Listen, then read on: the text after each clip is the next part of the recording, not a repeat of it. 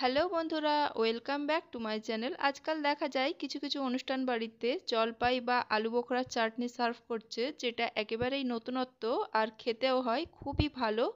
তো সেই অনুষ্ঠান বাড়ির মতো জলপাই বা আলু বোখরার চাটনি কিভাবে বানাবে বাড়িতে, সেটাই আজ আমি তোমাদেরকে তৈরি করে দেখাবো।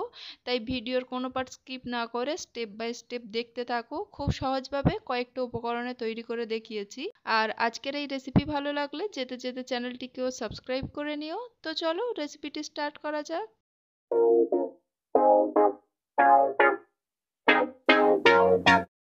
আলু বোখরার চাটনি তৈরি করছি। তো সবার প্রথমে আলু বোখরাগুলোকে জলের মধ্যে ভিজিয়ে রাখতে হবে।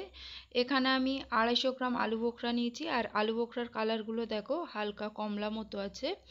এরকম কালারফুল আলু বোখরা নিলে কি হয়, চাটনিটা দেখতে অনেক বেশি সুন্দর লাগে। তো এর মধ্যে আমি হাফ লিটার জল দিয়ে দিয়েছি, আর এটাকে চাপা দিয়ে এভাবেই রেখে দেবো 4 ঘন্টার জন্য। 4 ঘন্টা পরে আলু বোখরাগুলোকে নিয়ে চলে এসেছি, দেখো খুব সুন্দর জলে ভিজে ফুলে উঠেছে। তো এই আলু বোখরাগুলোকে আমি কড়ার মধ্যে অ্যাড করে দিচ্ছি। আলু বোখরাটা কড়ার মধ্যে অ্যাড করার পরে মিডিয়াম ফ্লেমে এটাকে রান্না হতে দিয়েছি, যতক্ষণ না আলু বোখরাগুলো বেশ একটু সিদ্ধ হয়ে যায় আর ফুলে প্রায় ডবল হয়ে যায়। যখন আলু বোখরাগুলো ফুলে প্রায় ডবল হয়ে যাবে, সেই পর্যায়ে বুঝতে হবে কিন্তু আলু বোখরাগুলো খুব সুন্দরভাবে সিদ্ধ হয়ে গিয়েছে। তো এই পর্যায়ে এর মধ্যে আমি অরেঞ্জ ফুড কালার অ্যাড করে দিলাম 1/4 চা চামচ, আর চিনি অ্যাড করছি 400 গ্রাম। আর এই যে আমি অরেঞ্জ ফুড কালারটা অ্যাড করেছি, এটা কিন্তু সম্পূর্ণ অপশনাল, তোমরা চাইলে নাও অ্যাড করতে পারো। তবে অরেঞ্জ ফুড কালার অ্যাড করলে কালারটা খুব সুন্দর আসে। ঠিক অনুষ্ঠান বাড়ির আলু বোখরার চাটনির কালারটা যেমন হয় একদম সেই কালারটা হবে।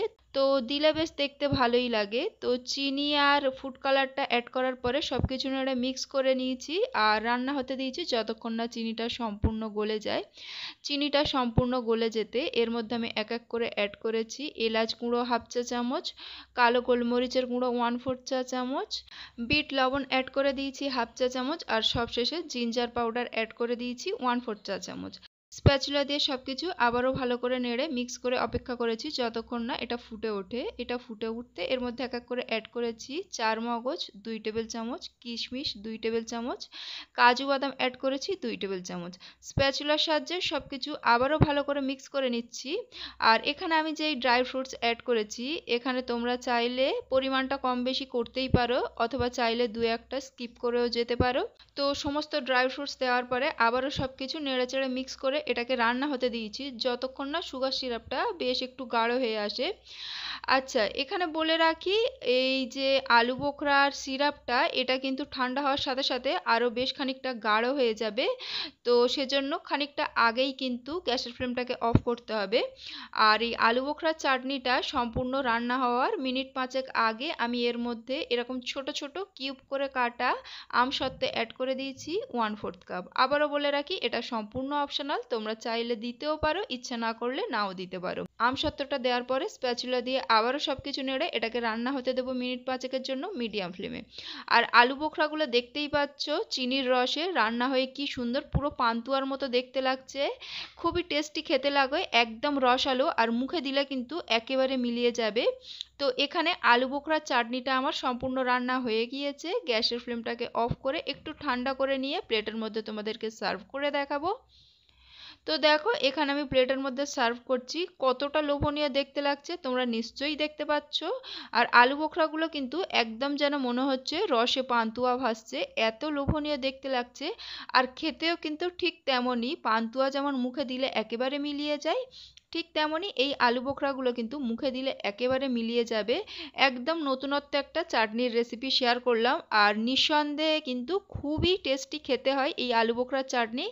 আজকাল অনুষ্ঠান বাড়িতে এই আলু বোখরা চাটনি মাঝে মধ্যে দেখা যাচ্ছে, কোনো কোনো অনুষ্ঠান বাড়িতে সার্ভ করছে, বেশ একটা অভিনব চাটনির রেসিপি। তো তোমরা বাড়িতে অবশ্যই ট্রাই করো, আর ট্রাই করলে কিন্তু আমাকে কমেন্ট করে জানাতেই হবে কেমন খেতে হয়েছিল তোমাদের আলু বোখরার চাটনি, বা প্রিয়জনদের খাওয়ানোর পরে তাদের কেমন রিয়াকশন ছিল অবশ্যই আমাকে কমেন্ট করে জানিও। আজকের এই ভিডিও ভালো লাগলে অবশ্যই করে ভিডিওটিকে লাইক করে দিও, তোমার ফ্রেন্ডস অ্যান্ড ফ্যামিলির সাথে অনেক অনেক করে শেয়ার করে দিও, যাতে বাকিরাও উপকৃত হয় আমার এই আলু বোখরার চাটনির রেসিপি দেখে। আর চ্যানেলে যদি নতুন বন্ধু হয়ে থাকো, চ্যানেলটি সাবস্ক্রাইব না করা হয়ে থাকলে অবশ্যই চ্যানেলটিকে সাবস্ক্রাইব করে নাও। আর সাবস্ক্রাইব সাবস্ক্রাইব করার পরে অবশ্যই পাশে থাকা বেল আইকনের অল নোটিফিকেশনটিকেও ক্লিক করে দিতে হবে, তাহলে আমার প্রত্যেকটা রেসিপি আপলোড করার সাথে সাথেই তোমাদের কাছে নোটিফিকেশন পৌঁছে যাবে। তো আশা করছি বন্ধুরা আজকের আমার এই রেসিপি তোমাদের ভালো লেগেছে, তাই চ্যানেলটিকেও সাবস্ক্রাইব করে নিয়েছো। কথা হচ্ছে তাহলে আবার পরের ভিডিওতে, ততক্ষণের জন্য টাটা।